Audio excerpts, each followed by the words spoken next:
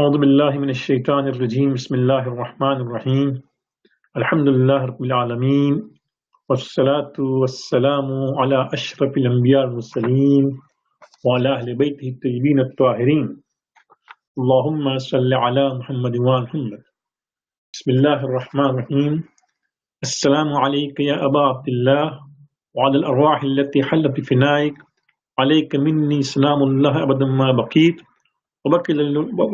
وبكي الليل والنهار ولا جعله الله آخر أحد من زيارتكم السلام على الحسين وعلى علي بن الحسين وعلى أولاد الحسين وعلى أصحاب الحسين السلام عليكم ورحمة الله. Thank you very much for joining us for this course on preparation from Muharram. We have been doing webinars on Hajj preparation and Alhamdulillah the response has been very good. Even for Ziyarat, we have been doing webinars and the response is again good. So we thought beginning this year, inshallah, we'll also do a webinar on preparing ourselves for Muharram. We know that it is still about 8 to 9 days before we start the month of Muharram, but many scholars, many speakers will be actually traveling next week as they go for Muharram. And we thought that this is the last weekend before we can start this webinar. So please do feel free. We will give you a chance also to ask questions. I'll pause after 5-6 slides, otherwise at the end. And the entire slides will be posted, inshallah, on our site, academyofislam.com/Ali451. You'll get them. As we have mentioned in the flyer, in the image, WhatsApp image, that we plan to cover 3 main areas. And within these 3 main areas, each of these aspects will be covered in 3 points only. Just try to cover the main aspects, right? One is the mission of Imam Hussain Islam. It is very important that as we start Muharram, we should know what is the mission of Imam Hussain Islam. Because otherwise, sometimes we would not be perhaps aiming at the right things. Perhaps we don't realize what we are doing. So let's try to look at what was the mission of Muhammad Sallallahu Alaihi Wasallam. Why did he give such a great sacrifice? Why did he go through all these pains and trouble and then give himself and his family in the way of Allah subhanahu wa ta'ala? Try to understand the mission of Muhammad Sallallahu Alaihi Wasallam. The second aspect is why we Shias commemorate and remember the tragedy in a very special way. For example, we have deaths in our families, our friends die, our parents die, our children die, our spouses die, and we have majlises and perhaps a Fatiha Khani, that's all, right? And we console each other. But this is very special, done in a special way. There is Azah of Muhammad Sallallahu Alaihi Wasallam, there are majlises, there is Niyaz, there is what is Hussein movement, whereby we try to just let people know who Imam Hussein was. We try to make it as global and as effective as possible. Why do we do that? What are the possible reasons? Again, we'll look at 3 points now. And the third aspect, inshallah, we try to cover is that what can we learn from the Husseini values, those great values which Imam Hussain Islam left with us at the time of giving sacrifice in Karbala and thereafter. There are so many scholars, huge literature. There is a great genre of literature on Karbala. So what can we learn? Again, we'll just look at 3 points so as to make sure that we are focused and what we are going for. We know that why we are gathering, what we are doing. So inshallah, let's start, and I hope that it will be beneficial for all of us. We pray to Allah subhanahu wa ta'ala that may Allah accept the efforts, inshallah. Let me begin with a hadith from Kamil Ziyarat. Quite interesting hadith from Kamil Ziyarat, whereby Imam Jafar Sadiq Islam is talking to Zurara. Now, those of you who are aware about some of the companions, Zurara, Muslim, these are some of the great companions of Imam. Imam has praised them. In fact, Imam has said that these are the pillars of fiqh, of all these hadiths. So Zurara, actually, Imam talks to him, whereby he says, "O Zurara, the sky rained blood for 40 days, and the earth became dark for 40 days, and the sun was eclipsed and turned red for 40 days. The mountains were torn into pieces and dispersed, and the seas gushed out and the angels wept for 40 days. Over his eminence, that means on Imam Hussein Islam. Whenever my grandfather remembered Imam Hussein, Imam Sadiq Islam is saying about Imam Zain al-Abidin, he's talking about Imam Zain al-Abidin. Whenever my grandfather Ali bin Zain al-Abidin remembered Imam Hussein, he would weep so much that his tears moistened his beard, and everyone around him also began weeping. Angels near the grave of Imam Hussein cry over him so much that every angel in the sky and heavens cries in sympathy.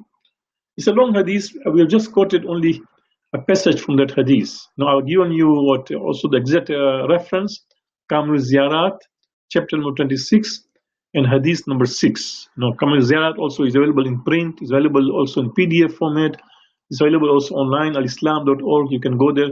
So chapter 26, hadith number 6. It's a long hadith, but you can see, right, that this was not an ordinary event. The event of Karbala was something special. Whereby Imam, after his wafat of after the events of Karbala, the sixth Imam himself is telling us that this was the scale of weeping, by even the earth and sky, and you can see sun eclipse for 40 days. It was not an ordinary thing. So if this is the case, it is very important we have to think back and ask this question. First of all, if you look at this hadith and if you believe in it, that you can see even unnatural things, right? Things which do not even have life, the sky and the earth, and in fact, the sun, all of them, in fact, eclipsed and turned red for 40 days. The mountains also torn into pieces. Now, of course, these things may not be understood by us easily. It could be actual, as Imam is talking about. It could be that they are crying in a way that we would not be able to comprehend. For example, there's an ayat in Quran in Surah Bani Israel where Allah says that everything does tasbih of Allah, but you do not understand. So Allah clearly says that everything does tasbih. That means yusabbihu lillahi ma fis samawati wal ard. Those in Arabic, ma here would be everything, living and unliving. It's not man, mafi, right? So maybe we would not be able to comprehend this thing, but you can just see the immense grief which is there and how big the tragedy was, right? That even the skies and the earth and the sun, all of them also wept. Even the mountains were torn into pieces, right? And then, of course, he's talking about the fourth Imam, which in fact has been also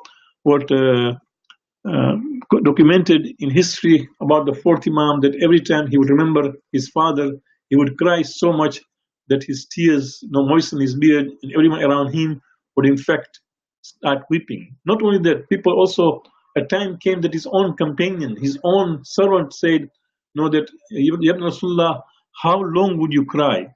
And he said that, no, you have not been just fair on me. Yaqub had 12 sons, and then he lost just one of them, and he cried so much that he almost lost his sight, right?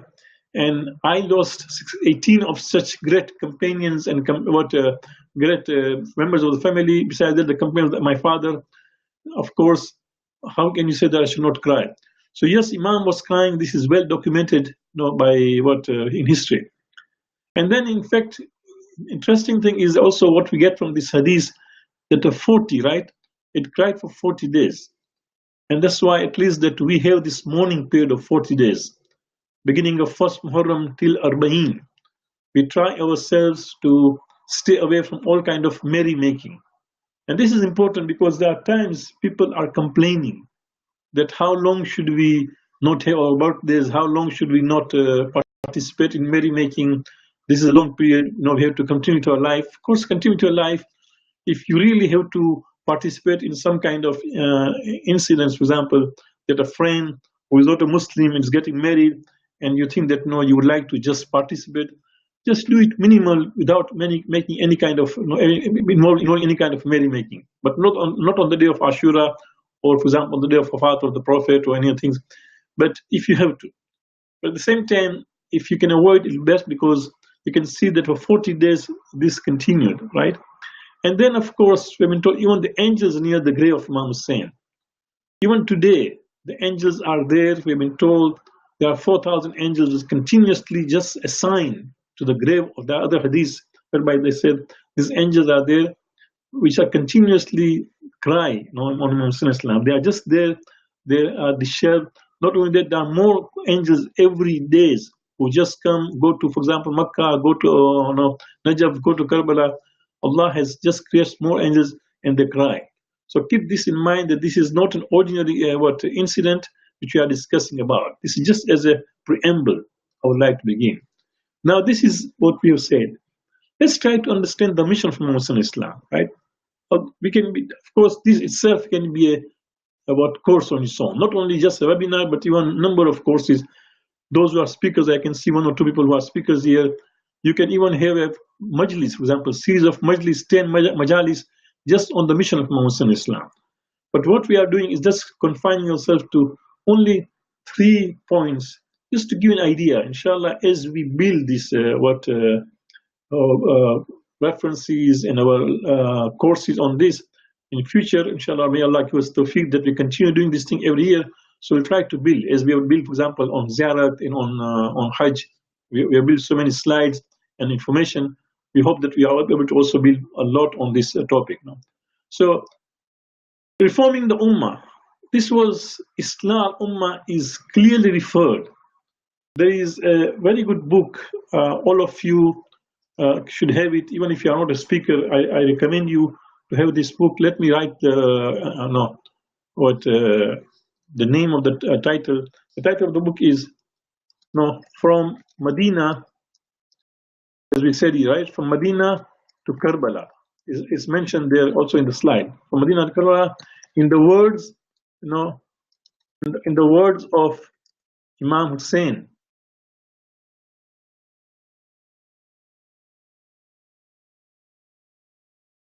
It is a beautiful book, and it's done by Sun Behind the Cloud. They're printed in UK. It's a good book, and I'm going to quote some of the things from this book.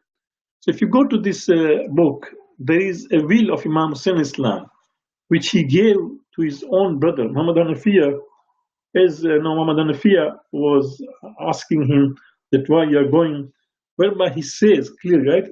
In the name of Allah, the most compassionate, Bismillah ar-Rahman ar-Rahim, he says, هذا ما أوصى به الحسين بن علي بن علي حسين بن علي إلى أخيه محمد حنفية.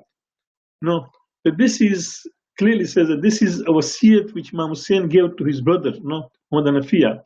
And Hussein yashhadu an la ilaha. First of all, of course, the beauty about this wasiyat also is tell us, it gives an idea that if you make your own will, right? If you make your own wasiyat, what kind or how do you start, right? He says, Ashhadu an la ilaha illallah wahdahu la sharika lah. The most important thing that is, I make my last will and statement, I clarify what is my belief, right? My creed. And the most important thing, of course, is Tawheed. That Hussein bears witness there is no God except Allah, right? Wahdahu la sharika lah. He has no partner.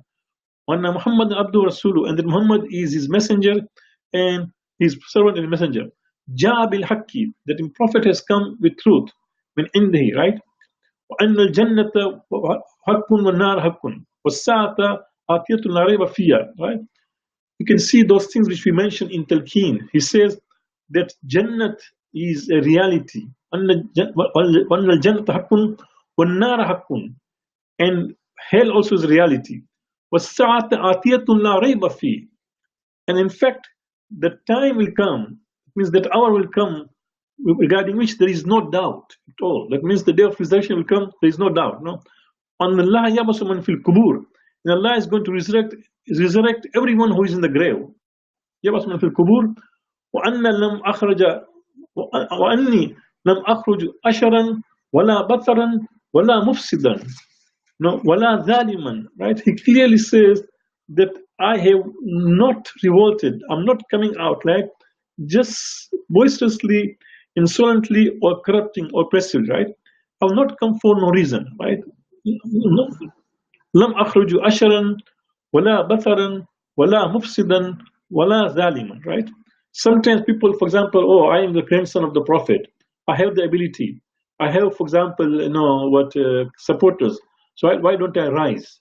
No, that's not the case. No, he says, nor mufsidan, nor do I want to do any kind of corruption, because of course people like Yazid were wrong rulers, but because people had accepted them, and if you rise against them, people will say you are just creating facade. Up to today, for example, there are some Muslims, unfortunately, who even believe today that Imam Hussein's rising was wrong because he was opposing the Caliph of the time. Of course, we don't accept that idea, but Imam clearly says that that is not the case, right? That وَإِنِّي لَمْ أَخْرُجُ أَشْرًا وَلَا بَطْرًا وَلَا مُفْسِدًا وَلَا ظَالِمًا, right? Not even to commit any kind of zulm, because of course, the moment you fight, right, there'll always be killing. For example, in the Battle of Jamal, when Talha, Zubair, and Aisha, when they rose against Imam Ali Islam, people who died on the side of Imam Ali Islam were 5,000. And Muslims who died, and those who died on the side of Talha, Zubair, and Aisha were 13,000, right? So you can imagine 18,000 the people were killed. That is Battle of Jamal. In Siffin, we are told about 70,000 people died on both the sides, right? So you can see huge death takes place. Even, for example, just now what's happening in Syria, that we have been told almost 400,000 people have lost their life, and still it has not ended, right? It continues, that uprising. So Imam clearly says that I'm not uprising just out of show or because I've got support or I want to create any kind of corruption or I want to become a leader or any kind of zulm. Far from that, right? But then clearly, then he says also why. After saying what I'm not reason for, he also says why أنما خرجت لطلب إصلاح في أمة جدي. Clearly you can see he mentions this thing, that I am rising so as to know just what to bring Islam, reform in the ummah of my grandfather. So that is the main mission. He has clearly mentioned it. No, it could not be clearer than that. He also used the word وَأَنَّمَا. Those who know Arabic, وَإِنَّمَا, that means only for that. وَإِنَّمَا خَرَجْتُ لِطَلْبِ الْإِسْلَامِ فِي أُمَّةِ جَدِّي sallallahu alaihi wasallam. No, so that I just try to bring reform in the ummah. That means ummah had reached a place whereby it was away from the teachings, the noble and the great teachings of the Prophet and the practices what he left. They had not already diverted from that, right? There was that kind of inhiraf, that they had got munharif, they had gone far from it, that Imam had to bring them back. So he clearly says, and then he continues to say, from Majdi, Uridu an amara bil ma'ruf an munkar, right? And he clearly says that I want to, in the process, also do amr bil ma'ruf and nahy munkar, right? Which takes us to also, for example, the second and third point, that I want to bring about al ma'ruf and munkar. Clearly, he mentions that besides that Islam, he wants to. That means there was need of amr bil ma'ruf and munkar, right? And then he says, Asiru bisirat jaddi abi Ali Talib. And I'm going to actually tread the path of my grandfather and my father. Yes, Imam Hussain Islam does not at all mince his word. He's not trying to make it, for example, a gray line that he's very clear. He says, I want to follow the path of Asiru Sirati Jaddi, the Sirah of my grandfather, Abi, and my father. So he believes Imam Ali is actually the direct Khalifa of Rasulullah. He doesn't say in between that, no, I'm going to follow the path of Rasulullah and the Khilafat Rashidun. No, he doesn't say like that, right? He says, I'm going to follow the path of Rasulullah, my grandfather, and my father, Imam Ali al-Islam.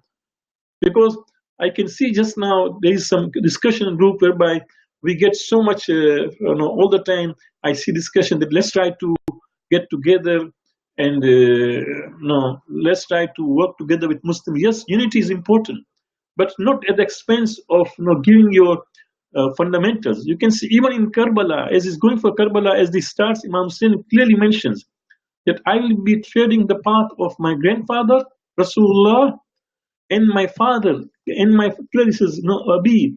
And he also, right, he says, Abi, and then, subhanallah, he mentions, that Jad Rasulullah, Maruf, and then he says, Abi, no, Ali ibn Abi Talib, no, and he also mentioned the name, because sometimes, for example, my father could be no anybody. He would say an elderly person. No, he mentions my father, and his biological father, Ali ibn Talib. He mentions no. So this letter which he left, this wasiyat, clearly mentions the mission of Imam Hussain Islam.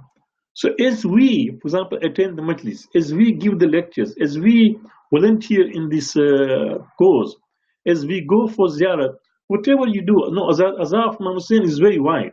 Azhar is not only doing Matam. When we say Azhar of Imam Hussain Islam, it covers everything. Is lecturing, is listening to lecture, is volunteering, right? Even if you go, for example, and do parking, help the parking, right? We just arrange the shoes of those people who come for majlis, right? You announce, for example, on social media that there's a majlis so and so. One of you, for example, gathers all the information in your city where the places where majlis is taking place. You make a, for example, schedule that in London, in Toronto, for example, London maybe 20 places they are having majlis, or even more. In Toronto, 15 places, right? So you make a schedule and post it on your website, on your Facebook, and let people know. All this is part of Azadari. So as you do, keep in mind the mission of Imam Hussain Islam. That Imam had the mission, and the mission is that he wanted to reform the Ummah, right? So if you find certain things are not happening correctly, use this time, use this moment, for example. Let's say that if you have ability to bring some kind of slides in your communities, make special slides which talks about the mission of Muhammad Islam, which are posted there. So as people enter, I remember when I was studying in Hausa, one of the things I learned at that time, the social media had not started. I'm talking of early 80s. When I was studying in Hausa, one thing which I really benefited from, every time when there would be a majlis, what wafat or wiladat or any kind of occasion, Islamic occasion, in my Hausa, as we leave our room and go towards classes, go towards dormitories, go for food, right? On the way, we find posted so many hadiths, about the Imam or by that Imam or in praise of that Imam, right? So this is how we learn, right? So in the same way, for example, let the Jamaat have their own programs of majlisis, speakers, but you as a volunteer, you as a teacher of madrasa, you as an important person in your community, see if you can also put some kind of slide or some kind of posters to remind people about the mission of Imam Hussain Islam. And especially reforming would not only reminding, reforming also would mean that if there are certain kind of, for example, ills in the community, let's say that your community suffers from drugs, na'uzubillah. Your community suffers from there's a lot of backbiting going on. For example, you find that there's lots of wastage going on in your community. Then you can use this occasion to remind the people. That is reforming the community, right? So this is the mission of Imam Hussain Islam. He has clearly mentioned, so clearly that I'm going for the reform of my ummah, and I'm going to tread the path of my grandfather Rasulullah, and also I'm going to tread the path of my father Ali ibn Abi Talib. So it is important. And since, because that is it, what we can do, for example, the sayings of Prophet which are authentic. Take Nahjul Balagha, which is undoubtedly a great book, right, from Ali Islam. Just take few hadiths, take few things and try to post it there, or through WhatsApp, for example, send out. These are all reforming, but especially those things which will help people change, right? So, and of course, there's also another letter here on page same book, page 62. But I would not go into it because I'm afraid that we will not have a chance to discuss other. We may go back in case of need be. The second thing which I would like to mention today in the mission from Islam is upholding the truth and justice. This is very important, right? That Imam wanted to make sure there was so much wrong being done, right? The truth was being just compromised, right? There was injustice being practiced. And these two things are fundamental to Islam, right? It's very important. Those of you, if you for example, those of you who recite dua, I'm forgetting, this come to mind, I will just tell you. And also, for example, we know that justice is so important. Shahidullah annahu la ilaha illa right? Ayat Shahada clearly mentions that Allah bears witness that there is no God other than Allah, and then of course He maintains justice. So justice is fundamental, and we Shia, as you know, after Tawheed comes justice, right? So we try to, in fact, promote justice and truth. And Imam wanted to uphold this thing. For example, in the same book, on page 66, he says, by my life. No, he's writing to people of Kufa. It's quite interesting. It's a long letter he writes. You should read that, right? But I'll just read the passage from there. He says, by my life, the Imam cannot be but one who puts the book of Allah into practice, is passionate about social justice, is devoted to the right, and has devoted everything for the sake of Allah. Do you see, subhanallah? So Imam does not only have a mission, but he also tells, right? He says people of Kufa who invited him said, yes, I will respond. I will come. I'm sending Muslim Nakil. He has already sent me the first letter. So now I'm rushing towards you. But as Imam is preparing them that, okay, I have sent Muslim Nakil. He reached there. You did his bayat, right? He sent me a letter. I got the news that you followed him. You've given your bayat to him, right? Now I'm going to rush to you. But he does not only just, I'm going to rush, because of course, who knows that I will reach or not. And he never reached, right? People of Kufa. But in the meantime, he says also that make sure that if I come, what will be my role? He says, by my life, the Imam cannot be but one who puts the book of Allah into practice. He's passionate about social justice. Do you see that he is passionate about social justice, right? And then he says clearly that is devoted to the right. Means the right, no, truth should be there, and has devoted everything for the sake of Allah. And he proved us, right? Imam alayhi salam, in fact, proved us, demonstrated clearly that he, in fact, gave everything what he had for the sake of Allah subhanahu wa ta'ala, right? It is quite interesting. So this is his mission, that let us remind ourselves that social justice, just now, for example, so much wrong is being done, right? Against people of Yemen, in Syria, you can see Muslims are suffering, in Nigeria, in Bahrain, Muslims are suffering in Somalia, Muslims are suffering in Palestine, Muslims are suffering in so many places, right? Also, Mu'mineen are suffering in so many places. It is important that we use these majalis, we use these gatherings, we use the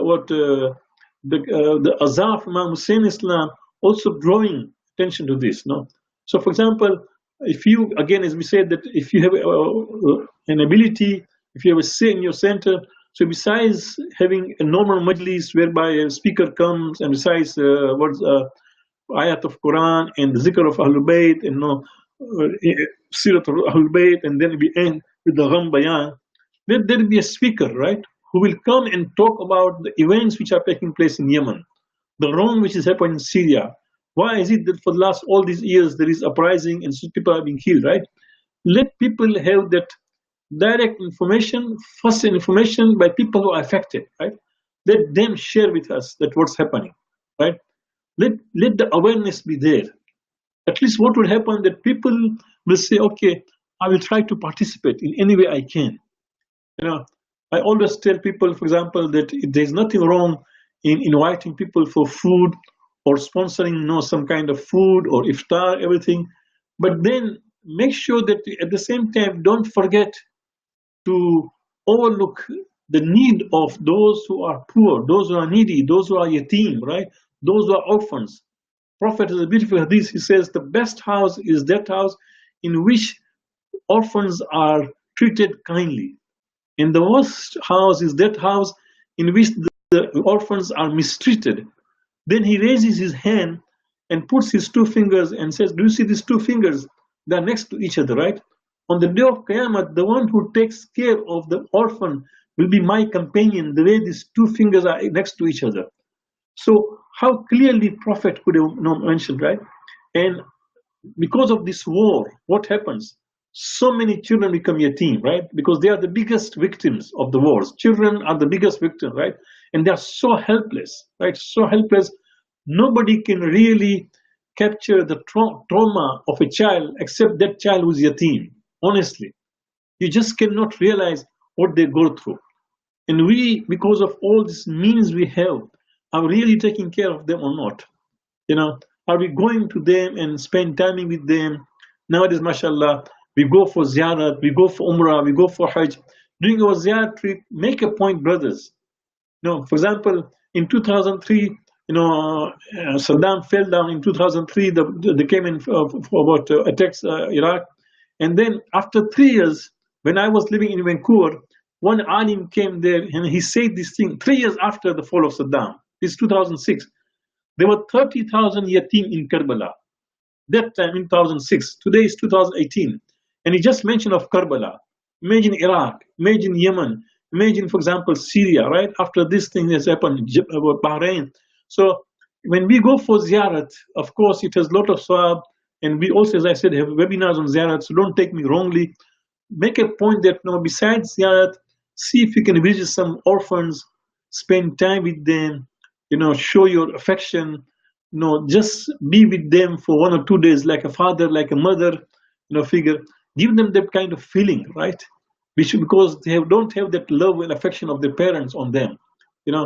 Hadith says that if you just take your hand and put over the head of an orphan out of affection, right? You just put your head over the orphan out of affection, then every hair which is there, you get the sawab of number of hairs which are there. Now, of course, these are just symbolic thing, right? The idea is that there is so much sawab, but more than the sawab, the whole idea is that show your affection, right? The real what we are trying to achieve is to show that affection. And the hadith says, for example, that when you go out to travel, right? When you go on a trip, when you come back, bring gifts from your children. So if you have a son and a daughter, give your daughter first, then give to your son, right? Come back with those gifts, right? But then we are told, let's say that in your neighborhood, there are orphans, right? Bring also gifts for the orphans.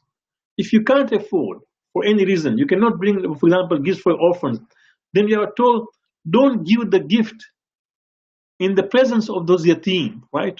Or don't give the gift to your son or daughter who goes out and now his friend or her friend knows who's yatim that you brought gift. So they would feel, I wish my father was living and also had brought the gift. We have been told, avoid those situations because you will torment, you will make that child remember and miss the parents. So you can see, these are the social justice we are talking about.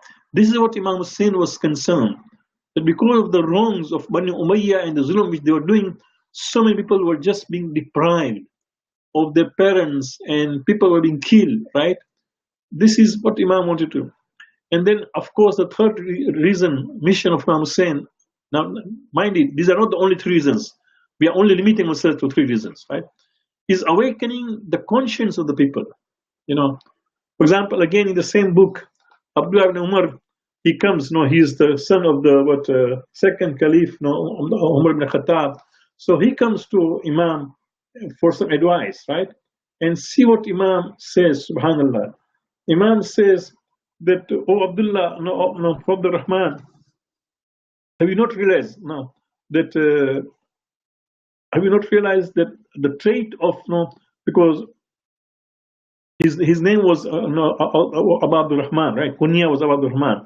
He says that, have you not realized that the trait of despicableness of the world before Allah is that the head of Yahya, son of Zakaria, was given to a gift to one of the adulterers of the Israelis. Do you not know that the Israelis killed 70 prophets at the time between the dawn and the sunrise, and then went to their markets and started buying and selling as if nothing had happened, right? So you can imagine wrongs were being done, and then it was normal, right? Children are being killed every day in Yemen, but you can see the press does not cover it, and for them it becomes so normal. These are Khadimul Haramain. You go to Hajj, those who went to Hajj, they'll tell you, big talk, for example, that we are here to serve you, we are here to be your guest, you are the guest of the Prophet, Allah subhanahu wa ta'ala, but you can see that the children are being killed and it does not even move them. So Imam is saying that 70 prophets were killed between the dawn, right? So between the dawn and sunrise, right? Just you can see, so 70 prophets were killed, and they had not committed, and they just continued their life in the markets as if they had committed anything, anything wrong, right? Allah never made haste against them. Rather, He gave them some respite and then got hold of them after that, right? The grip of resolute, we feel Allah will come, right? So, of course, Imam is trying to say that how can you just remain yourself away from what wrong is being happening? So, awakening the conscience of people, it's very important that if people are heedless, right? If you find, again, coming back to know that, for example, you are feeding the overfed, right? You want to, for example, feed those who already have. There's nothing wrong in it. Some people say if you can do both, for example, niyaz at the same time, invite the poor will be good. That's the best thing. Every time, for example, if niyaz is there, how good it would be that we make a point of inviting the poor. For example, you know that there are certain people who would not be able to come. You give them, for example, bus pass. Give them, for example, tube pass. Give them pass, for example, of TTC. Here's the pass. Come to this center. We'll be having, for example, remembrance of Imam Hussein. At the same time, after that, we are going to have a food. Why don't you be with us? So you are eating the food in the name of Imam Hussein, but at the same time, you're also inviting others. If that can't be done, then before you start your niyaz, for example, in your community, let's say that 3 bowls or 5 bowls of curry is going to be prepared, to be distributed, right? How about making 7, 2 extra? Before you start your niyaz, send these 2 to those who need, to the homeless, people who do not have shelter, people who are poor, right? And tell them this is in the name of Imam Hussein, right? It's very important. Of course, nowadays, mashallah, we got Who is Hussein, they've got this movement and they do a lot of things. But keep this in mind. Awaken the conscience of people that it is very important that this happens. That we do, as somebody says that, for example, if you are told just now that the zari of Imam Hussein needs some kind of repair, you'll find millions of people ready to give their donation. But if we tell, for example, in your neighborhood, there are people who are dying of hunger, nobody would bother about it, right? So let us awaken the conscience of people. This is the mission of Imam Hussein in Islam, right?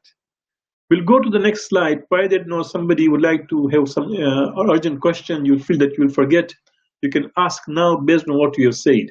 I know we have said a lot of things, but we want to continue. But I will pause for a minute or two, or for a few seconds. If you have any questions, you can just chat it there. And if you see attendee chat, if you just write there, as you mentioned, for example, you could hear me.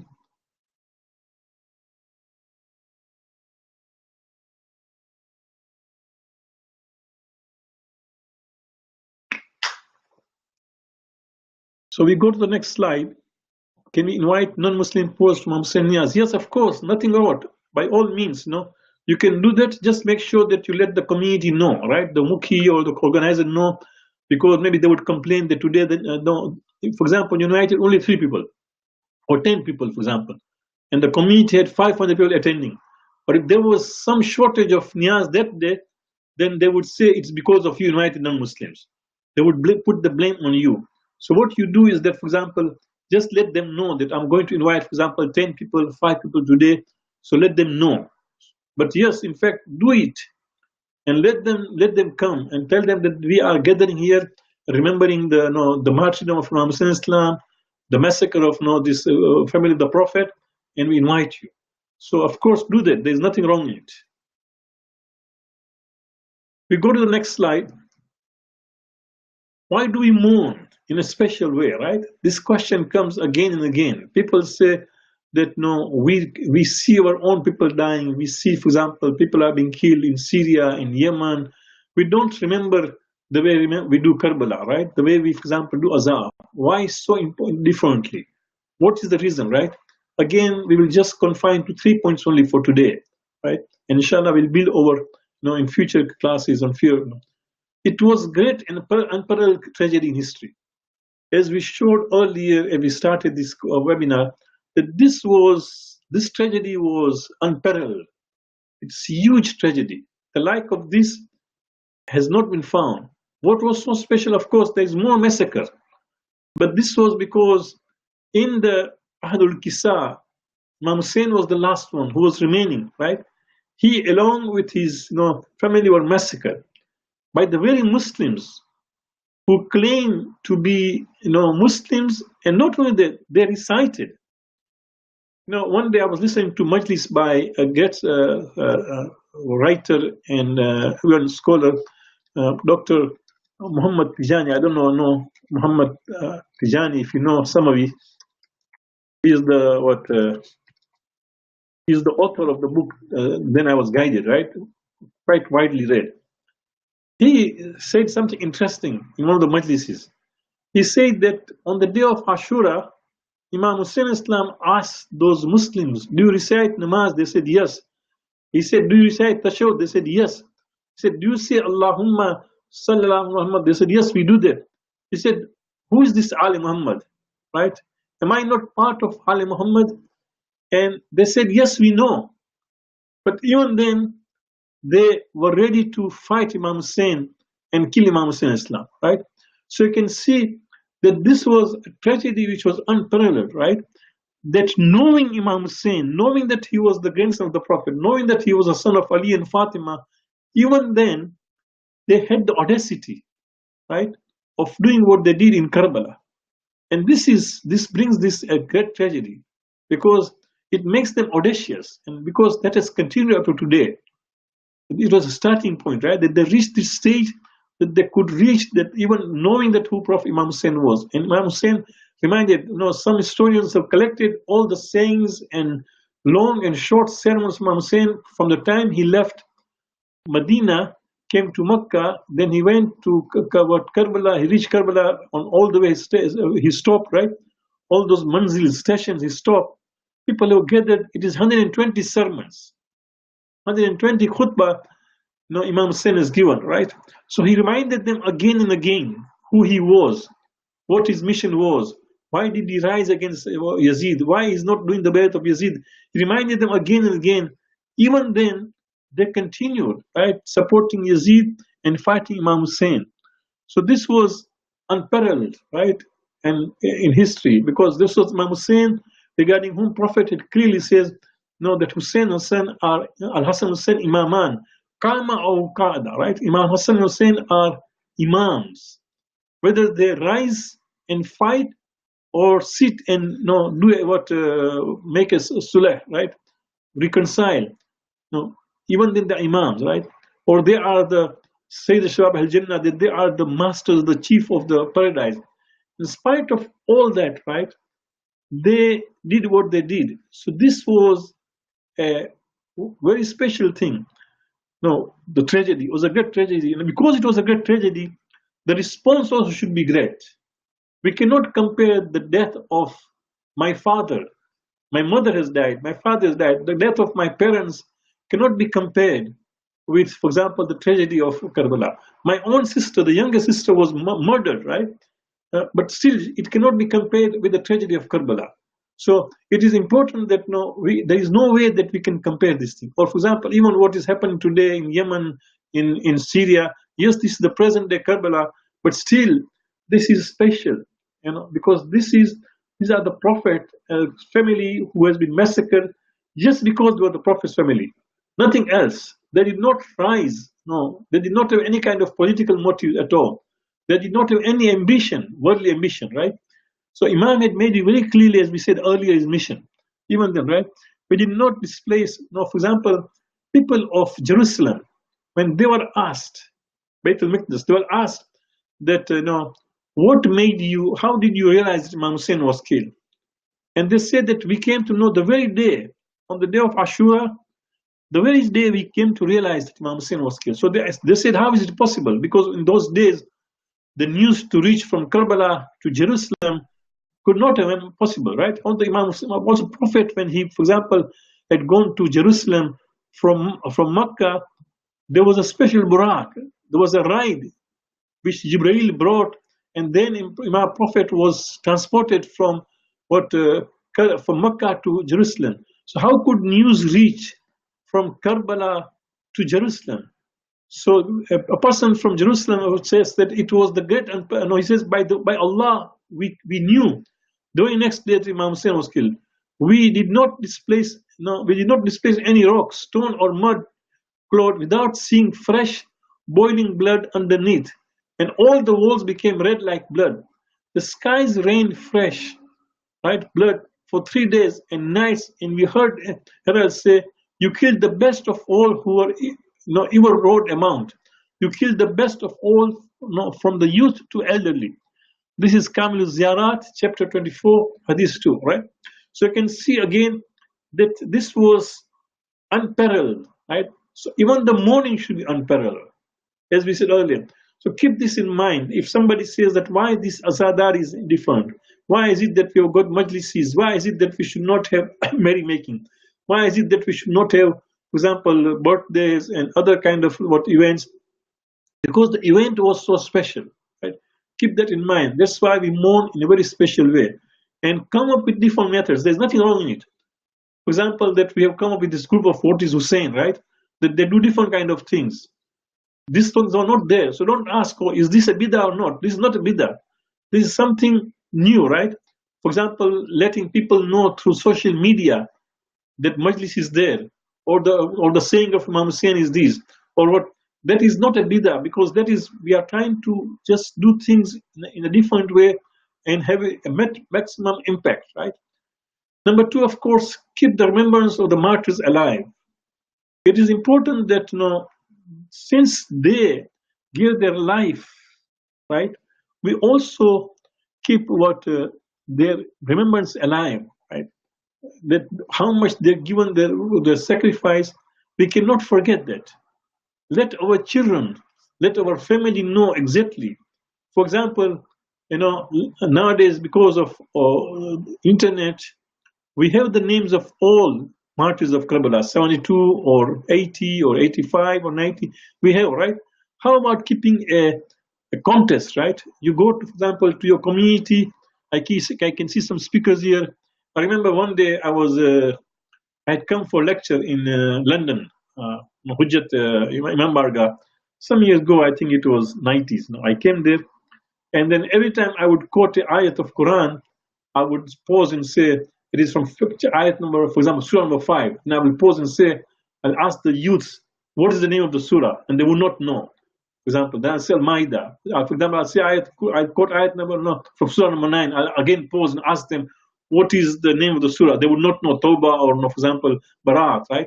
So then, after a few days, we had a competition that anybody who would remember the names of 114 surahs will be awarded, right? And there were some children. Whilst before you and I, by the time of Ashura, by the time we came to the 12th Majlis, so many youngsters, the children had memorized the names of all 114 surahs. So how about, for example, remembering the names of all the Shuhada, right, of Karbala, remembering how some of them died, right? There is a very good book, for example, known as The Martyr for the Mankind. The Martyr for Mankind, it has the names of Shuhada and also gives brief description of how each of them died, who he was, right? Out of 72 or 80, at least 30, 40 have been covered, right? So do this thing, try to, let's keep their memory alive. They gave so much. Let us remember them and see how they gave their life, how they were examples, and how we can imitate them. We don't only have a son whose name is Ali Akbar. We don't only have a daughter whose name is Sakina, but we should know who Sakina was. We should see that we should become the living Sakinas today, and living Ali Akbar, and living Qasim, right? That how Qasim, for example, he at the age of 13, he's so confident that he goes to the battlefront and he says, in Tankiruni, if you don't know who I am, that I am Qasim, the son of Hassan, right? And then he says that who I am the grandson of the Prophet, right? I'm the son of the grandson of the Prophet. And then he introduces Imam Hussein Islam and tells them that who Imam Hussein is and why he is willing to give his life for Imam Hussein, right? So confidently, a young boy, because one of the biggest problems we are facing today amongst the youth is, identity, right? They don't realize what their identity is, right? So here is Qasim, who identifies himself. He's confident about himself. So we are not only have children whose name is Qasim, but we have models of Qasim. We have people who implement the Qasim's confidence, of no self-identity, that he has no that confidence and integrity. He does not have lack of confidence, right? We have this kind of things. So keep the remembrance of no martyrs alive. No, that's why we have more special. The third reason, of course, is we try to gain inspiration from their sacrifices and be ready to offer everything for the sake of Allah. If they gave everything what they had, right, let us not forget to also offer. For example, in this regarding remembrance, let me quote from this book, no, from Medina to Karbala, page 115.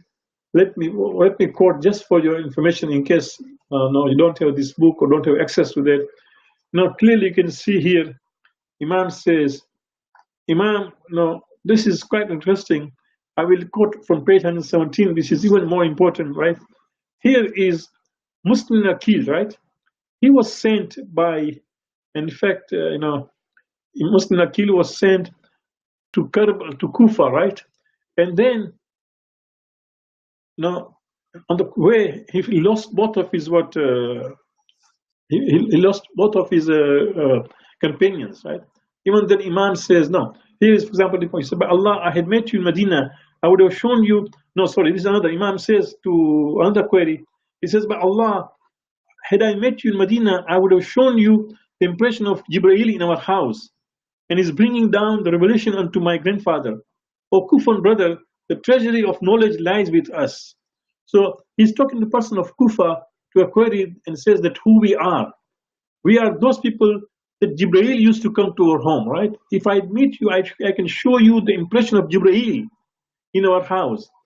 No, and bringing down the revelation of to my grandfather, I could show you.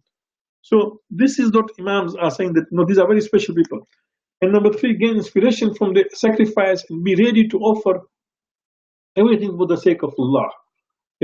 This is also important, that we are trying to have so much comfort, but what about the sacrifice? Let us try to learn, right, about sacrificing. That when we are told that there are places where people cannot have majlises, right? There are people who have to commute for so long to have majlises. How about facilitating their community? How about making easier for them? If you know that certain Hussainiyas do not have the facility of fans or of, for example, air conditions, how about that making easier for them, right?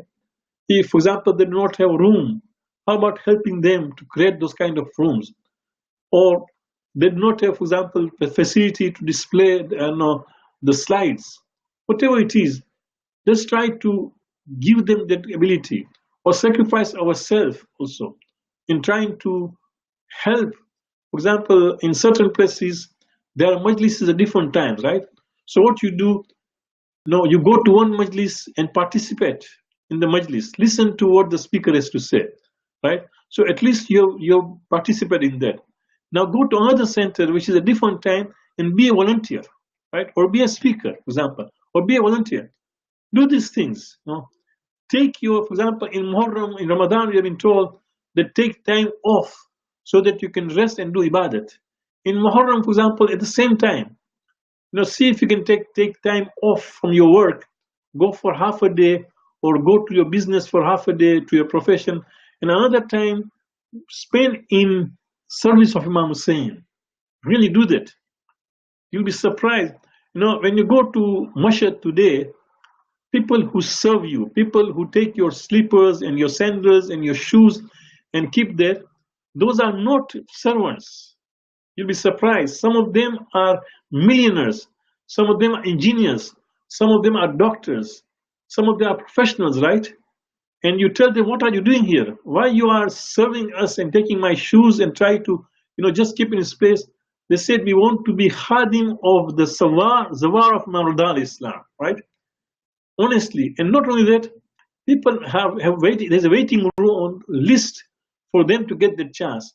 How about we also do the service of Imam Hussein with same kind of enthusiasm, right? That we also give sacrifice, that here we are. In your own center, they will not allow you to serve, or because you are a speaker. They won't allow you to serve because you are a president, because you have been an elder of the community, you are a trustee, right? Go to another center. Nobody knows you there, right? What you know that is a center of Imam Hussein, right? They are, and serve them. Nobody realizes who we are. The fourth Imam, Imam Zainul Abidin, would always like to go to Hajj with a group, with a caravan, where nobody knows him. So he was asked, why Ibn Rasulullah? Why is it that? He says, so that I can serve them, right? I can serve the Hujjaj, people who are going for Hajj. Imagine you serve the Zawar of Imam Hussein. You serve people who have come from Azhar of Imam Hussein Islam. So let us try to sacrifice, gain, sacrifice whatever we have. This is why we mourn in a special way, to get that inspiration to serve them. Any questions you have from this slide?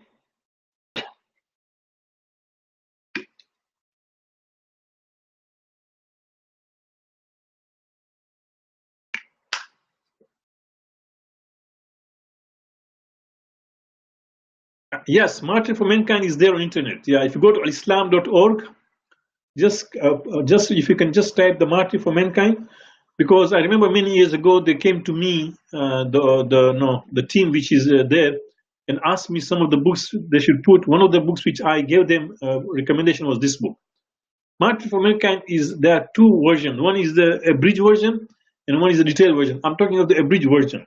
An abridged version, which was done by this Muhammad Idris and translated by I.K. Howard. So edited by I.K. Howard, translated by Sayyid Ali Akhtar. So that's what I'm referring to. It's there. Some years ago, I had found it on Islam.org. You can check it. So indeed, it's a good book. You must have it. Any other questions? Okay. We go to the next slide. See this, how important is this morning? The 12th Imam, Imam Sarazman Jalal Faraja. Now, this is also another point. I can see some speakers here in the gathering today. I'm reminding myself and also the speakers, let's not have 12 majlises without mentioning the 12th Imam's name. It's not, I sometimes am at loss that speakers come, familiar and very popular speakers, renowned speakers come, and of course they have thousands of people gathering. From 1st Muharram to 12th Muharram, they have not mentioned the 12th Imam's name. This is not possible, right? It is important that we mention the 12th Imam name. He's the Imam all the time. Do you know, for example, that today, when we hear, for example, there is a bomb blast in Iraq, or for example, in Afghanistan, the Shias are killed, right? I'm certain that all of you are hurt by that news, right? There are times you don't even want to read more. Just from the heading, it just affects you. If this is your condition and my condition, what will the condition of the Mujtahid, right? Of the Naib of Imam? What will the condition of the 12th Imam? Imagine how much he must be tormented at the death and the massacre of the Shias, right? So Imam says in Ziyad Naya, وَلَبْكِيَنَّكَ بَدَّلْدُمُوا دَمًا حَسَّةً عَلَيْكَ, right? I will weep on you blood instead of tears, right? But like dumu, instead of tears, I'm going to weep and cry such that the blood come out.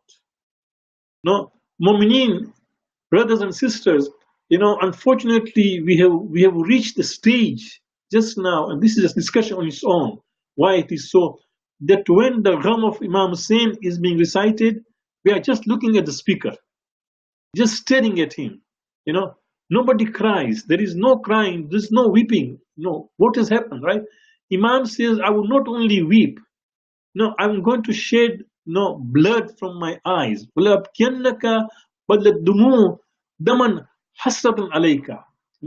Just out of grief over you, I am going to shed blood from my eyes. Now imagine blood coming from the eyes, not tears, right? So it is very important. Then again, for example, in Zayat Warisa, we say, Assalamu alayka ya Rasulullah, ya Sallallahu ibn Sari, wal witr al-Mawtur. Peace be on you, O fearless warrior of Allah, the son of the fearless warrior of Allah. Ya Sallallahu ibn Sari, right? Wal witr al-Mawtur, and who was killed, but whose blood revenge has been denied, right? Yes, Mukhtar did, but still, there are so many Yazid up to today, right? There are people who are still ready to call Yazid as Amirul Mu'mineen. There are people who are still ready to call Muawiyah as Amirul Mu'mineen, right? and teach their children in the schools about their lives of them, right? So you can see that the blood revenge has not been, has been denied in Muslim Islam because of all this zulm which has happened, right? So we are remembering them. It's a very special kind of remembering. So don't forget when we, for example, participate Azadari, nobody should tell you that don't cry. Don't, in fact, at all. Imam Khomeini would cry, and the media will capture him, and the world would see him, and they will say that, aha, just now the world media is watching you. So he says, so what, right? Let it be so, right? He did not give up, right? And we don't want to show that face of crying, of no. The hadith says, cry. If you cannot cry, just at least have a sad face, right? Just bow down and put your hand on your face as if that you are in grief. No, you are mourning. Anybody who looks at you would automatically say that this person is in a grief, right? It is important what we eat. I know some people, even today, I know that people who would not, for example, eat delicious food in the first 10 days, right? I know people who would not sleep on a comfortable bed. Even today, I know people who are doing that, right? They say that at least this is the least thing that we want to participate, no? Because we know, as for example, the Imam Razal Islam says that my father, Imam Musa al-Qasim, would not be seen smiling or laughing in the first 10 days of Muharram. So this is the sirat of the Imam, right? He would not be. How can we, for example, we heard the majlis, now the niyaz being served, everybody is just talking and smiling and gossiping and happy and enjoying the niyaz. What's happening? No, where are we? Where are we forgetting, right? So let's not forget that yes, we are still in the 10 days period. No, it doesn't matter whether the majlis is over or not, right? So keep this in mind as we mourn, right? The examples we can see of the Imams themselves. Now, what are the values? There are so many lessons. In fact, there are, even if you just Google, mashallah, many mu'mineen and speakers have worked in this area of what lessons to be derived from the events of Karbala. So again, for today's presentation, I will just confine to only 3 points, and of course, welcome the questions. Number one, you can see, even in Surah Yusuf, the last ayat, when Allah ends Surah Yusuf, is Ahsanul Qasas, the best of the stories, right? In Quran, Allah Himself says is the most interesting and the best of events and stories you can have. He says at the end, interesting, says, لَقَدْ كَانَ فِي قَصَصِهِمْ إِبْرَةٌ لِأُولِي الْأَلْبَابِ, right? He clearly says that for you, قَصَصِهِمْ, that means in their accounts. So it's not only confined to Yusuf and Yaqub, it's confined to the events, all the events of the past prophets and their stories, right? And I would also say, without any doubt, that this also would then continue to the Imams, and the stories of Imams, right? لَقَدْ كَانَ فِي قَصَصِهِمْ, that means their accounts here, there means the prophets and the Imams, right? Who are also divinely appointed. In their accounts, there is ibratun, there is a lesson to be derived, right? Ibratun li ulil albab, people who are of intellect. The word ulil albab is an interesting thing. Quran also defines who ulil albab are there. The word ulil albab comes in Quran 13 times, right? So look at the Quran. Just right now, for example, if you just take your phone and if you type ulil albab, it will give you all those verses, right? About who the ulil albab are there. And so we are ulil albab, people of intellect, people who are not heedless, people who, when they hear something, they get moved, they get changed. The majlises would make you cry. The majlises would make you implement things. The majlises, the lectures will bring about changes. These are ulil albab, right? So لَقَدْ كَانَ فِي قَصَصِهِمْ إِبْرَةٌ. Ibra, no, the word, for example, in Arabic, if you want to cross a bridge, we did ubur, right? Ubur is to cross the bridge, ubur, right? So Ibra is what is not only deriving lesson. Ibra is that from the time for example, we started this at 11 o'clock, right? By the time we finish at 12:15, 12:30, we should have crossed the bridge. It should have brought about, changes in our hearts. So that is what ubur is. That's what ibra. Ibra is that, it makes me cross the, for example, I was in certain state, for example, of ignorance. I learned something new. I was not aware of that, how important the mourning of Imam Hussein is, or how important the mission of Imam Hussein is. Now I'm a different person, right? So Quran says, لَقَدْ كَانَ فِي قَصَصِهِمْ عِبْرَةٌ لِلْأَلْبَابِ. This is, the reference is Surah number 12, verses 111, right? So if you go there, you'll find this ayat there, right? Clearly. So first thing, of course, is that willingness to sacrifice for a greater cause. When the cause is great, brothers and sisters, go online and look at the lives of great people, right? People who have become, who have changed the world, right? People who are mujaddid, people, for example, who have brought about changes, and people who are reformed the world, right? Look at their lives.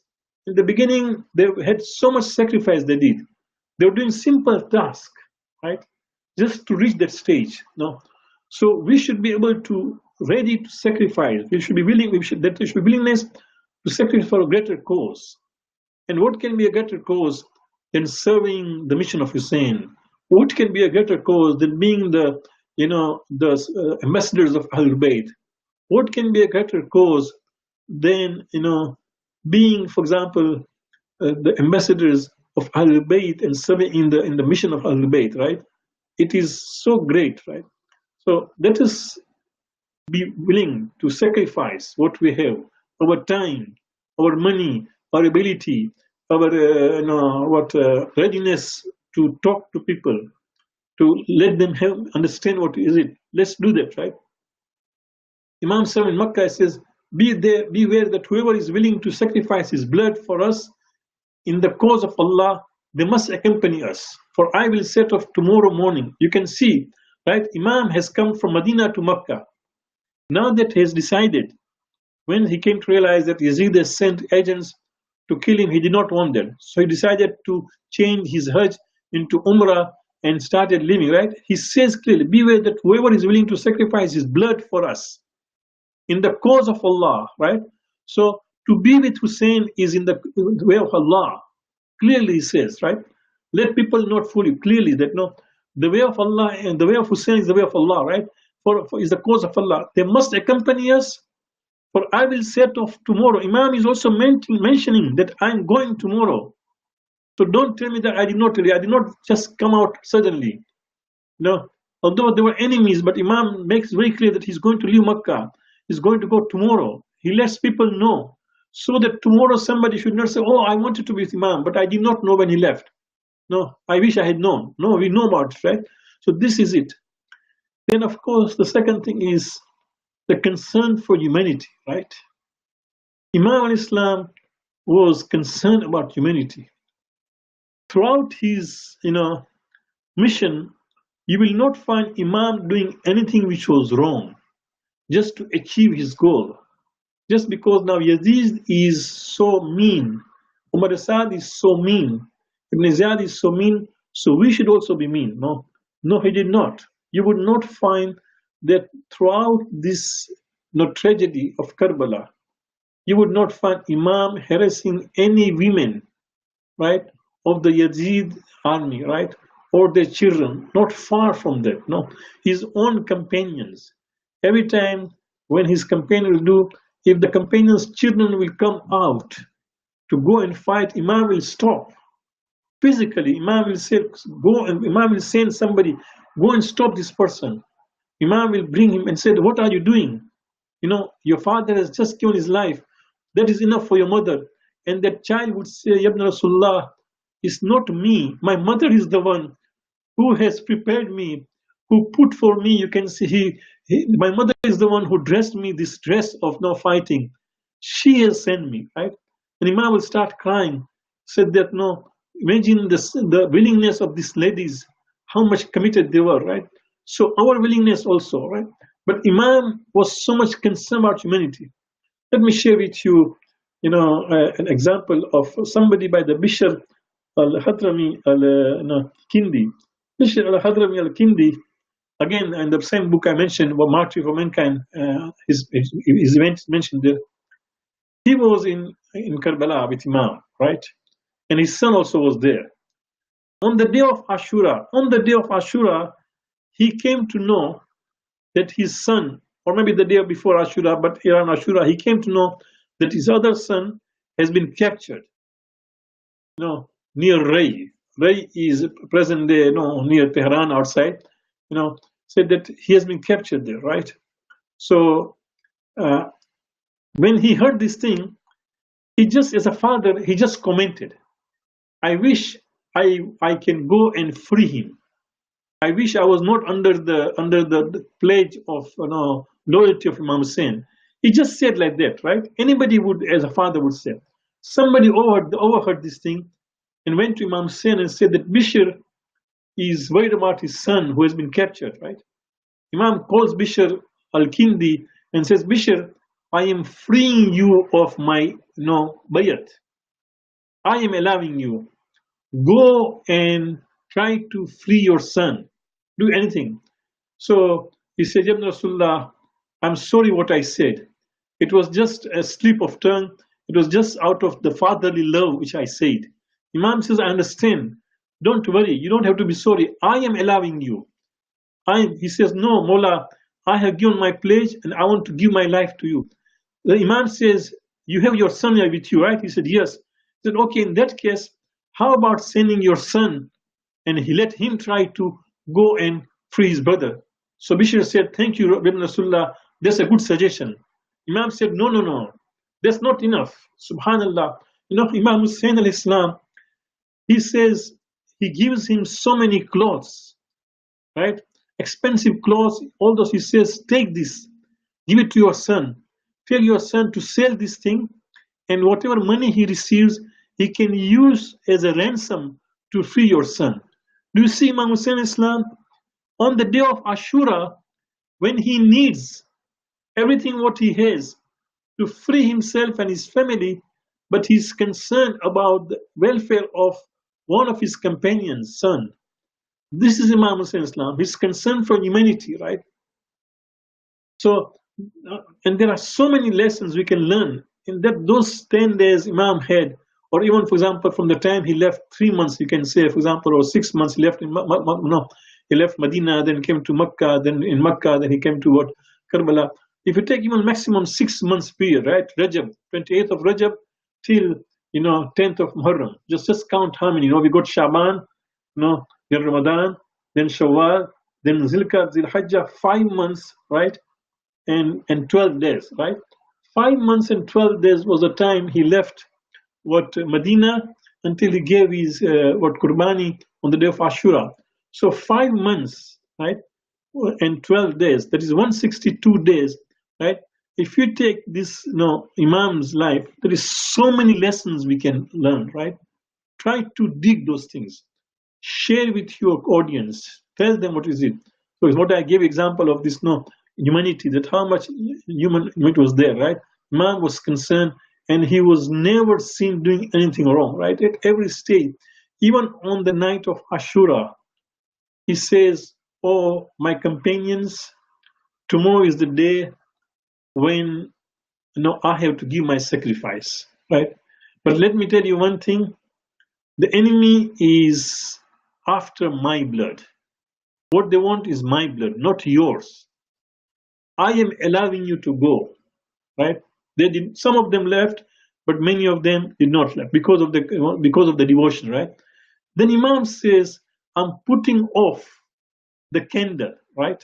So in the day, in the darkness, nobody will see who is living, right? Just go away. Maybe you are ashamed of living. People will say, "Oh, so and so is living." When it's dark, nobody will know that who has left me, right? Then Imam gives them the third excuse. He says that maybe what you can do, you can take hold of our children of the Ahlul Bayt, take hold of them, and just with the excuse that you wanted to just rescue Qasim, you wanted to rescue On, you wanted to rescue On Muhammad, right? You wanted to rescue, for example, the son of Muslim Aqil. Because of that, you went and go away. but the companions were so much devoted, right? They said that if we are killed and then burnt, and then if we are given life again and killed again and burnt again, if this happens 70 times, we will not desert you. We will not abandon you, Rasulullah, right? So this is, Imam is giving them that what permission, but they don't do that, right? So Imam's concern for the humanity, he did not want destruction of humanity. Even his readiness to just leave and go to what India, right, was the same thing, that he did not want any kind of battle to take place, people get killed, right? But they said, no, we are either you do bayat or we are going to kill you, right? So Imam said that, no, I can't do bayat, right? And the third lesson which I want to discuss, which is very dear to me, is steadfastness, right? Mu'mineen, steadfastness is so important, right?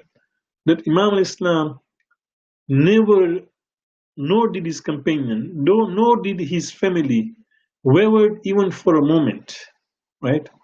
They had gone for a mission and they were so much committed to the mission that you would not find Janabi Sakina as a young child of 4 years old saying, Baba, why don't we do bayat? What difference does it make? Baba, why don't you just, through your ability, just give me water? He said, no, right? So I'll try, but otherwise if they stop, I'm not going to use mu'jiza to do that, right? So Imam, you will not find them moving, right? Wavering at all. They were so much steadfast in what they did, right? For example, Salama in this same book, from Medina to Karbala, in the words of Imam Hussein, let me read what Imam says to Salama. Salama, as you know, is the grandmother of Rasulullah, what Imam Hussein, the wife of the Prophet. He says, oh dear mother, he calls his mother, I am aware that I shall be slain out of animosity. And Almighty Allah has wanted to see my family members dispersed and my children slain and captivated, bound by chains, while they are crying and appealing for help, but they do not find any helper, right? So imagine Imam Hussein Islam is responding to Janabi Salama, right? This must be in Medina. So Imam knew what is coming, what is going to come to him and to his family, right? He says that my children slain and captivated, bound by chains, while they are crying and appealing for help, but they do not have any helper. Even then, Imam does not come back. No. For example, sometimes you say, okay, I want to go for this mission, but when we see the severity of it, we'll stop it, right? But that was not the case, right? Imam immediately, in fact, said that no. Imam immediately, in fact, he never gave up. He was steadfast, right? And then, subhanallah, in the same book, from Medina to Karbala, on page 68, there's an interesting thing that Muslim Nakil is the one who writes to Imam, right? Subhanallah, you know what happened? Muslim Nakil was sent by Hussein to Karbala, to Kufa. But as he left for Kufa, what happened is that his people, those who were his guides and his companions, both of them lost their way and they died, right? So Muslim Akil thought this must be a omen, a bad sign, that these two people, not only they lost their way, but they died. So he writes to Imam Hussein, what do you command? What do you say? And see what Imam says, subhanAllah. Imam says, now to our subject matter, I wonder if feeling scared was the reason for you to resign from the mission I have appointed you to accomplish. So go for the mission I entrusted you. Do you see this thing? Subhanallah, Imam says to Muslim Nakil that you go ahead with your mission. Don't get scared the fact that your companions, they lost their way on the way. They were the guides. No, not at all. You go ahead with the mission. Do you see the steadfastness which Imam had and his companions had, right? We also should learn about steadfastness. Let me end, this only 10 minutes before we have any questions. let me end with you a very interesting thing which I read many years ago. You know, there is a tafsir known as Tafsir al-Kashif. Tafsir al-Kashif. It is in, I think, 7 volumes or 6 volumes by Sheikh Muhammad Jawad Mughniya.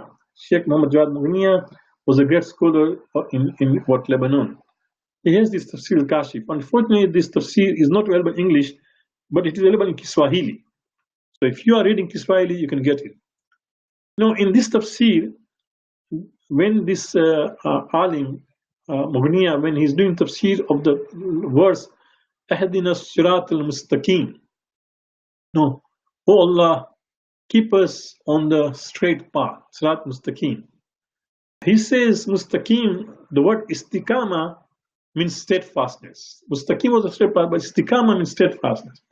So he said that one day there was a conference, right, of different people had come, conference of educationalists from Christianity, from Judaism, from Muslims. They had gathered in UK somewhere, and then during the discussion, somebody asked the Christians, if you have been asked to just describe Christianity in few words, what would you say?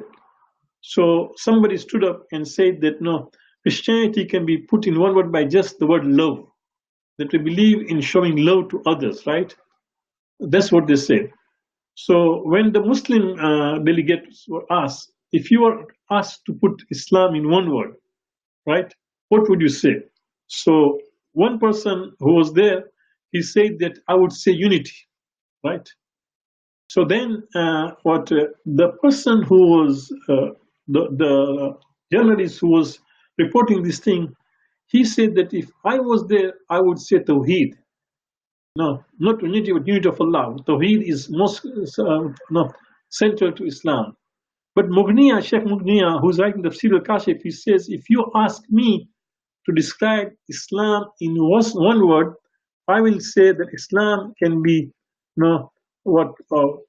put in one word by the word Istiqama. Istiqama means steadfastness. Sabit Kadam, we say in Urdu, Sabit Kadam, right? So, because he said that you are a Muslim under all circumstances, whether you are in UK or Canada, you're in Africa or in Karbala, doesn't matter. Whether it rains or shines, whether it is winter or summer, doesn't matter. We will be steadfast in our values, right? And that is what you can learn from the events of Karbala. With that, we will take any questions if you have. The next slide is just what I'm showing here. Sheikh Abbas Kumi is mentioning about steadfastness among Muslims' companions, right? He says that on the eve of Ashura, remember I gave you the example, he says, how excellent was the youthfulness of men who preserved in patience. They were old, but he calls them youth, right? Because of the way they were devoted. How excellent was the youthfulness of men who persevered in patience, the like of which I have not seen among men. Those who are virtuous, noble men, like pure milk, unlike contaminated water turning to urine after drinking, right? Do you see this thing? This is what Sheikh Abbas Kumi is mentioning in Nafas al-Mahamun. There's a poet, he's mentioning that how pure they were on account of istiqamah, on account of their steadfastness. Do you see? These were the companions of Imam, and that's the great lesson you can learn. Any questions you have? Please feel free, you can just chat.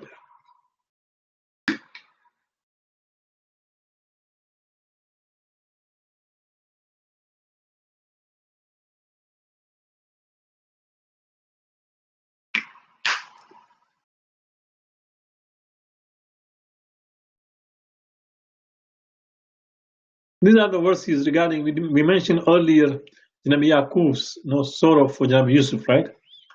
As Imam Zain al-Abidin used to say that you are telling me why I'm crying. What about Yaqub crying for Yusuf?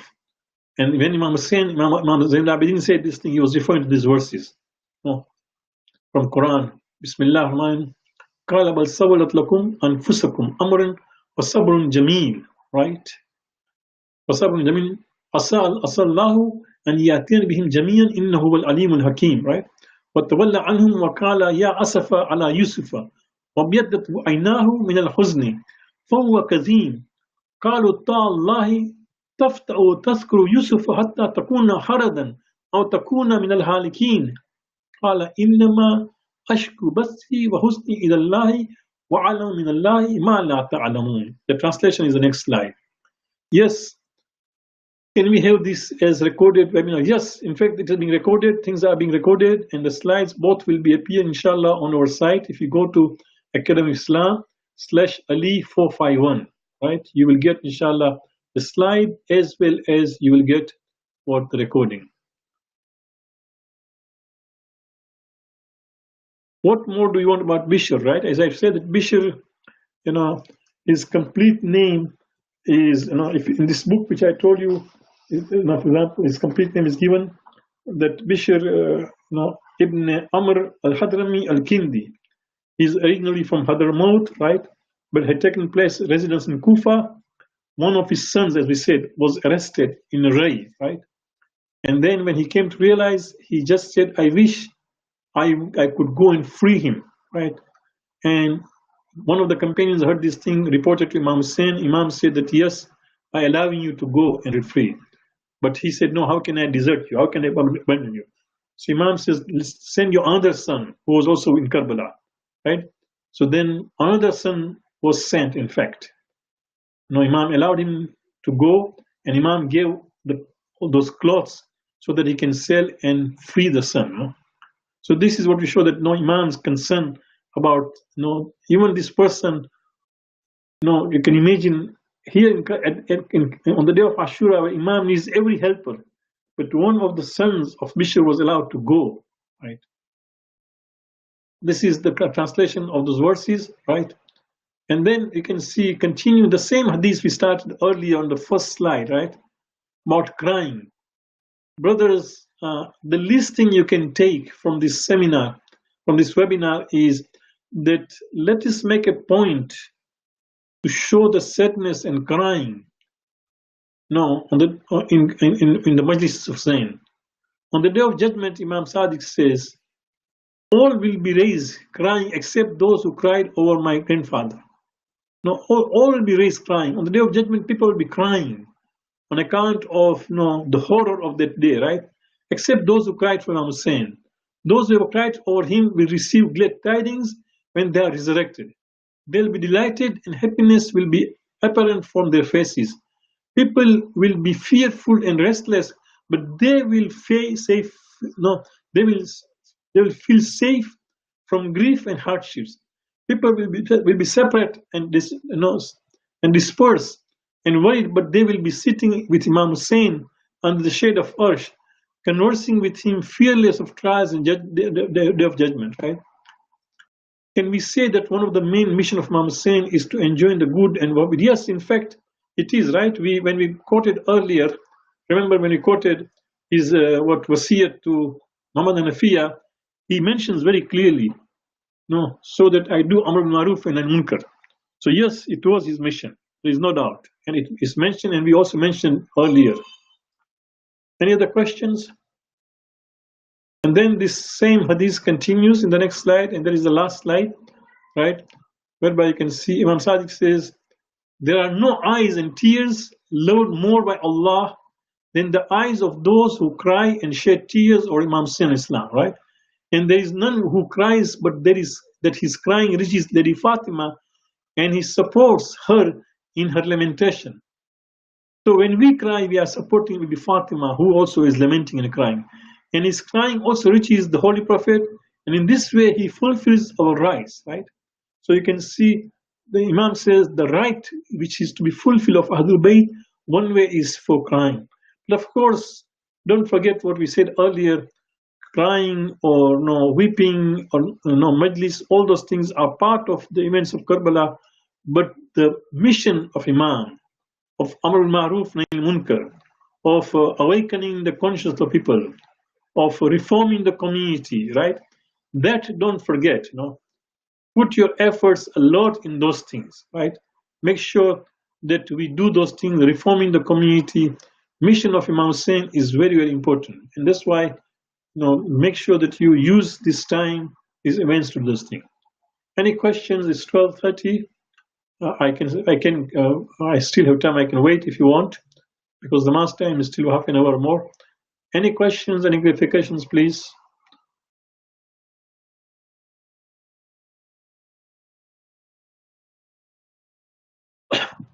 We would like to thank all of you for participating in today's webinar.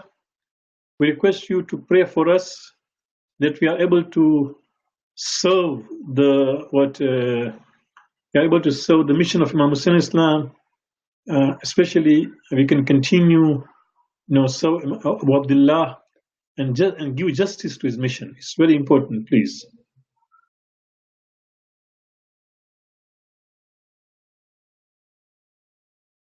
Yes, both intellectually and emotionally. Both. No, it's very important, right? We use our heart for emotional messages, and we use our mind for intellectual messages. So both. Now, make sure that we use both. Emotionally, when it comes to crying, you will cry. That is emotional, right? We will do azar. That's emotional. But intellectually, we'll try to think about what the mission of Imam and try to share it with the mission. So both use emotionally, intellectually, right? For example, Ayatollah Mutahari beautifully says, when Allah says, "Udu ila rabbika,"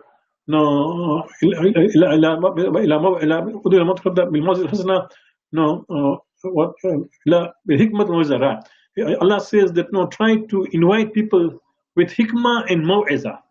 So hikmah means wisdom, whereby use of intellect, right? Maw'izah means just lecture, the inspiring lectures, the inspiring, for example, passages. So he says, "Udu ila rabbika bil hikmat wal maw'izah." Just invite people towards the mission of Allah, to the way of Allah, with hikmah, with wisdom, and with maw'izah. So for hikmah, use your mind, right? But with maw'izah means just use emotions, your heart, do in such a way that people cry. People, for example, have soft heart, right? Soften their hearts. So yes, indeed, both we should use, because Imam's mission is greater. It cannot be confined to only one thing.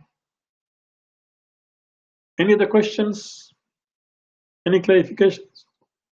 Thank you again. Please do remember us in your du'as, especially if some of you are going for ziyarat. Please remember us, give our salams to Abu Abdullah, Imam Hussein, other Imams in Iraq, right? May you have a safe trip, right? And please pray for us that we can continue serving the mission of Hussein. Wa sallallahu alaihi wa alihi tahirin.